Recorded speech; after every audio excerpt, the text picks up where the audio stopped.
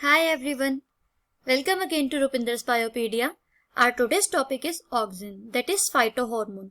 अब guys नाम से क्या पता चल रहा फाइटोहॉर्मोन क्या होगा? फाइटोहॉर्मोन मतलब फाइटोहॉर्मोन नहीं, फाइटोहॉर्मोन मतलब लड़ाई वड़ाई कुछ नहीं। फाइटोहॉर्मोन, फाइटो मीन्स प्लांट्स, ठीक है। तो ये जो प्लांट्स में हॉर्मोन्स होते हैं उसे हम बोलते हैं फाइटोहॉर्मोन। अब आप सोच रहे होंगे कि मैं इतना बेसिक से ये सारी टर्म्स क्यों बता रही हूँ।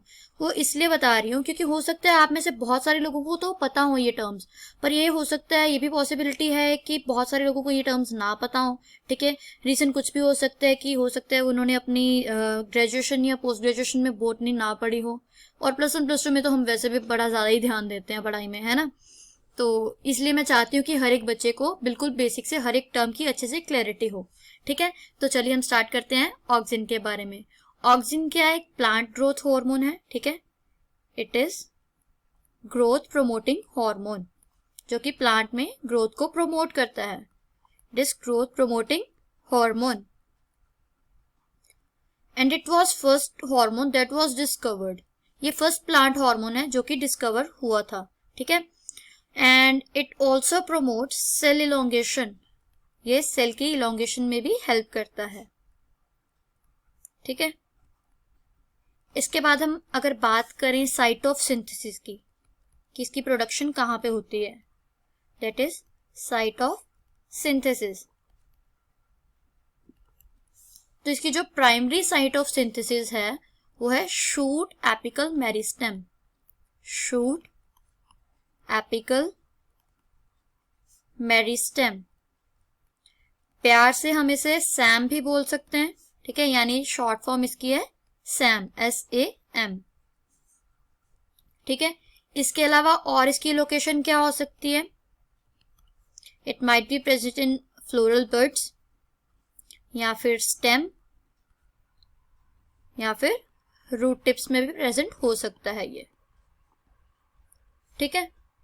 इसके बाद अगर हम प्रिकर्सर की बात करें, प्रिकर्सर मतलब कि ये कहाँ से या किसकी हेल्प से सिंथेसाइज हो रहा है, तो इसका जो प्रिकर्सर है दैट इज ट्रिप्टोफैन। ट्रिप्टोफैन, अब ट्रिप्टोफैन क्या है? शायद आपको पता हो कि ये एक अमाइनो एसिड है, ठीक है। तो ट्रिप्टोफैन एक अमाइनो एसिड है जो कि ऑक्सिन सिंथेसिस में हेल्प कर रहा है, ठीक है। इसके अलावा अगर हम बात करें तो हमारे पास ऑक्सिन जो है वो दो तरह के हो सकते हैं। एक तो है कि ये नेचुरल भी हो सकता है, इट माइट बी नेचुरल, और it might be synthetic. Natural तो आपको पता है कि जो नेचर में प्रेजेंट हो, नेचर से हमें मिले, वो नेचुरल है। और सिंथेटिक वो होगा जो ऑक्सिन हम लेबोरेटरी कंडीशंस में सिंथेसाइज करवा सकते हैं, ठीक है। इसके अलावा मैंने natural auxins and synthetic auxins की कुछ मैंने नेम दिए हैं, यहाँ पे लिस्ट दी है, हो सकता है आपके लिए हेल्पफुल हो, ठीक है। तो फर्स्ट है हमारे पास नेचुरल ऑक्सिन, वो कौन कौन से हैं? First one is indole 3 acetic acid, indole 3 butyric acid, indole 3 propionic acid, phenyl acetic acid and 4 chloro indole 3 acetic acid, ठीक है। और हमारे पास सिंथेटिक ऑक्सिन कौन कौन से हैं? 2,4 dichlorophenoxy acetic acid, alpha naphthalene acetic acid, dicamba, Tordon, picloram, या फिर 2,4,5 ट्राइक्लोरोफिनॉक्सी एसिटिक एसिड, ठीक है। तो ये थे हमारे पास नेचुरल सिंथेटिक ऑक्सिन। तो मैंने अभी बताया आपको ऑक्सिन के बेसिक्स। नेक्स्ट है एपिकल डोमिनेंस। एपिकल डोमिनेंस को हम एक एनोलॉजी से समझते हैं, ठीक है। तो जैसे हम सबके घर में कोई ना कोई डोमिनेंट रहता है, या फिर मम्मा डोमिनेंट रहेंगे या फिर पापा डोमिनेंट रहेंगे, है ना। आपके घर में भी कोई ना कोई डोमिनेंट होगा, और उनके डोमिनेंट होने के पीछे कोई ना कोई सपोर्ट होती है। वो सपोर्ट इमोशनल भी हो सकती है और फाइनेंशियल भी हो सकती है, राइट। सिमिलरली प्लांट में भी एक डोमिनेंस होती है, और वो डोमिनेंट है एपिकल डोमिनेंस। अब ये एपिकल डोमिनेंस किसकी वजह से हो रही है? कौन सपोर्ट कर रहा है इसे? इसे सपोर्ट कर रहा है ऑक्सिन, ठीक है। ये जो ऑक्सिन है ये एपिकल डोमिनेंस को सपोर्ट कर रहा है, ठीक है। तो हमारी जो फर्स्ट डायग्राम है, फर्स्ट फिगर है, इसमें क्या है? ये ब्लैक वाला जो आपको दिखाई दे रहा है, ये क्या है हमारा? ये एक एपिकल बड है। अब ये एपिकल बड क्या करेगा? ऑक्सिन की सिंथेसिस करवाएगा। अभी मैंने आपको बताया कि जो एपिकल बड है या जो बर्ड्स हैं वो भी क्या करते हैं? ऑक्सिन की सिंथेसिस करवाते हैं, ठीक है। अभी ऑक्सिन की सिंथेसिस करवाएगा, और उसके बाद जो ऑक्सिन है वो पूरे प्लांट में सिक्रीट हो जाएगा, पूरे प्लांट में जाएगा। अब इसकी वजह से क्या होगा? ऑक्सिन की सिंथेसिस की वजह से जो लेटरल बर्ड्स हैं, ये वाले, ठीक है, ये ब्लैक वाले जो लेटरल बर्ड्स हैं छोटे छोटे, ये क्या होंगे, ये सप्रेस हो जाएंगे, ये ग्रो नहीं कर पाएंगे और ये डॉर्मेंट स्टेट में चले जाएंगे। अब ये डॉर्मेंट स्टेट में क्या होता है, डॉर्मेंट स्टेट में जो प्लांट है या उसका जो पार्ट है जो भी डॉर्मेंट स्टेट में चला गया है उसकी ग्रोथ फर्दर रुक जाती है। ठीक है, तो इन दिस केस जो लेटरल बर्ड्स हैं वो डॉर्मेंट स्टेट में चले गए हैं। दिस मीन्स कि अभी ये जो लेटरल बर्ड्स हैं, ये जो छोटू छोटू से, ये फर्दर आगे ग्रो नहीं कर पाएंगे। ठीक है, आ गया सेकंड केस। सेकंड केस में हमारे पास क्या हुआ है कि यहाँ पे इन्होंने डिकैपिटेशन कर दिया एक्सपेरिमेंटली। यानी डिकैपिटेशन मतलब कि यहाँ पे कहीं आपको एपिकल बर्ड नजर आ रहा है क्या, ब्लैक वाला जो इस डायग्राम में नजर आ रहा था, ये ब्लैक वन, यहाँ पे क्या आपको नजर आ रहा है कहीं पे, नहीं ना। तो यहाँ पे क्या कर दिया इन्होंने, डिकैपिटेशन कर दी है। डिकैपिटेशन, डिकैपिटेशन क्या होता है कि जो एक्सपेरिमेंटली जो लेटरल बर्ड्स या एपिकल बर्ड्स को रिमूव कर देते हैं। ठीक है, प्लांट के किसी भी पर्टिकुलर पार्ट को एक्सपेरिमेंटली रिमूव करना, उसे हम बोलते हैं डिकैपिटेशन। ठीक है, और ये प्रोसेस होती है, इस प्रोसेस को हम बोलते हैं प्रूनिंग। ठीक है, so pruning is the process of decapitation in which the terminal bud that is apical bud in this case are removed. ठीक है, अब यहाँ पे एपिकल बर्ड ही रिमूव कर दिया है तो ऑक्सीजन सिक्रीट हो गया, होगा क्या, नहीं होगा ना। ऑक्सीजन ही सिक्रीट नहीं होगा तो लेटरल बर्ड्स को इनहिबिट करने वाला तो कोई बचा ही नहीं है। ठीक है, अब लेटरल बर्ड्स को कोई इनहिबिट नहीं करेगा तो ये जो लेटरल बर्ड्स हैं ये फुली ग्रो करेंगे।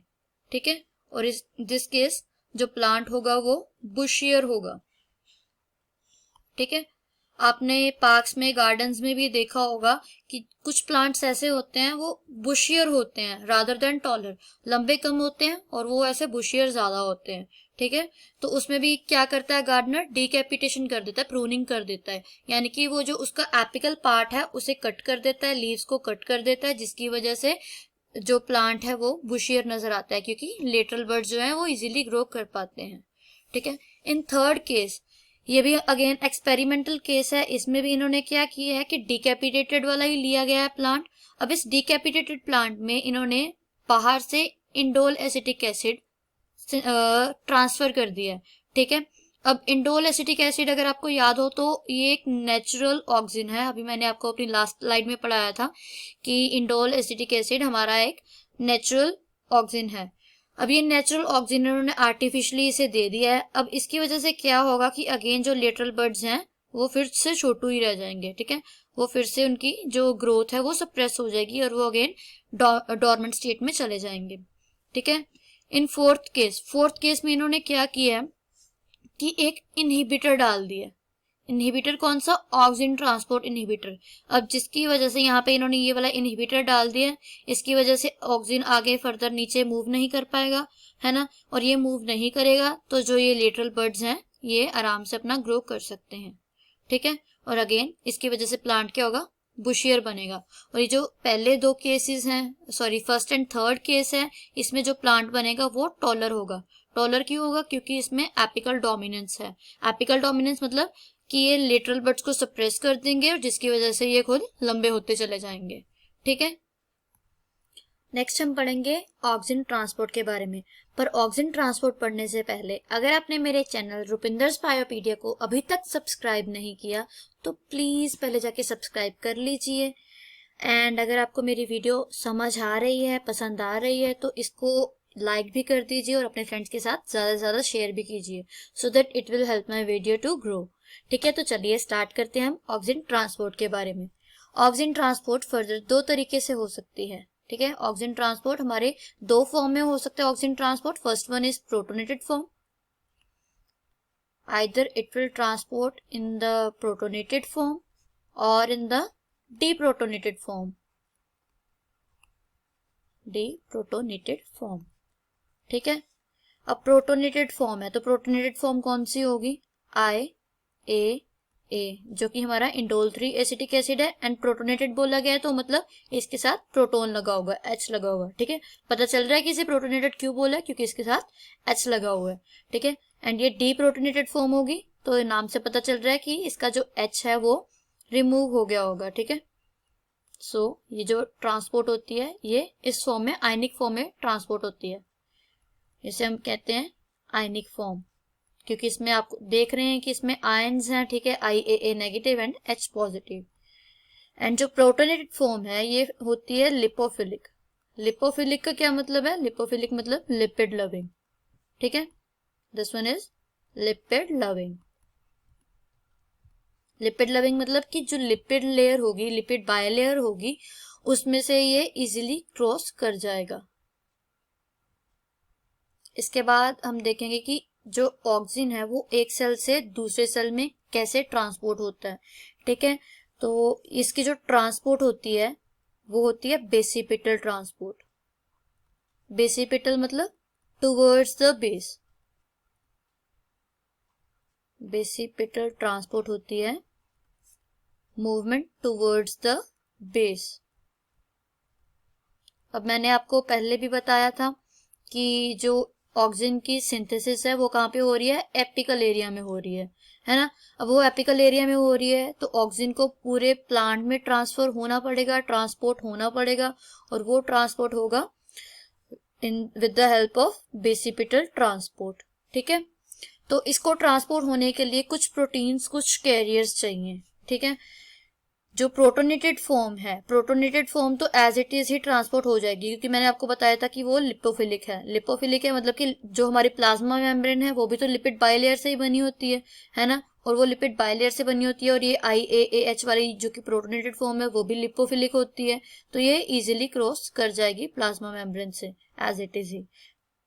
अब ये जो डीप्रोटोनेटेड फॉर्म है, ठीक है, डीप्रोटोनेटेड फॉर्म में जो हमारा इंडोल 3 एसिटिक एसिड प्रेजेंट है, ये इसे आयनिक फॉर्म भी कहते हैं, ये क्या करेगा? एक सेल से दूसरे सेल में मूव कर जाएगा, ठीक है। जैसे ये पिछले सेल से आया था, इस सेल से आया था, इस सेल से आगे ये फर्दर मूव कर गया नेक्स्ट सेल में, ठीक है। और ये दूसरे सेल में एंटर करेगा with the help of protein, influx carrier protein. उस प्रोटीन का नाम है OX1, ठीक है। ये जो मैंने रेड कलर से मार्क किया है ये कौन सी प्रोटीन है? ये हमारी OX1 है, ठीक है। इसकी हेल्प से जो इंडोल 3 एसिटिक एसिड है वो इनसाइड द सेल आ जाएगा, ठीक है। और इनसाइड द सेल जो pH होती है that is around 7, and outside the cell that is in the apoplastic region pH होती है अप्रोक्सीमेटली 5 के करीब, ठीक है। ये एपोप्लास्टिक या सिम्प्लास्टिक क्या होते हैं ये जानने के लिए आप मेरे चैनल पे बने रहिए, मैं जल्द ही इसका भी एक सेशन लेके आ रही हूँ, ठीक है। तो ये जो प्रोटोनेटेड फॉर्म है, ये वाली प्रोटोनेटेड फॉर्म आगे फर्दर टूट के डीप्रोटोनेटेड फॉर्म में या आयनिक फॉर्म में कन्वर्ट हो रही है, ठीक है। अब ये वाली आयनिक फॉर्म और ये वाली आयनिक फॉर्म, इसे एज इट इज इसी सेल में तो रहना है नहीं, इसका आगे काम क्या है कि इसने आगे फर्दर मूव करना है, दूसरे सेल में ट्रांसपोर्ट होना है ना। तो ये क्या करेगा? With the help of efflux carrier protein जिसका नाम है PIN1, ठीक है। ये जो सर्कल वाली है प्रोटीन, पिन या PIN1 बोलते हैं हम इसे।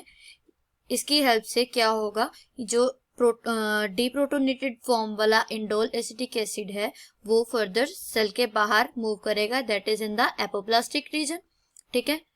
एपोप्लास्टिक रीजन में आ गया, उसके बाद ये फर्दर अगेन दूसरे सेल में एंटर करेगा with the help of OX1 protein, ठीक है।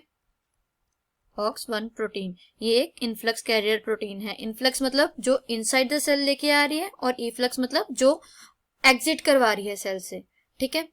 तो ये था हमारा ऑक्सीजन ट्रांसपोर्ट। आज के लिए इतना ही। सो आई होप आपने मेरे चैनल रुपिंदर्स बायोपीडिया को अब तक सब्सक्राइब कर लिया होगा एंड वीडियो को लाइक भी कर दिया होगा।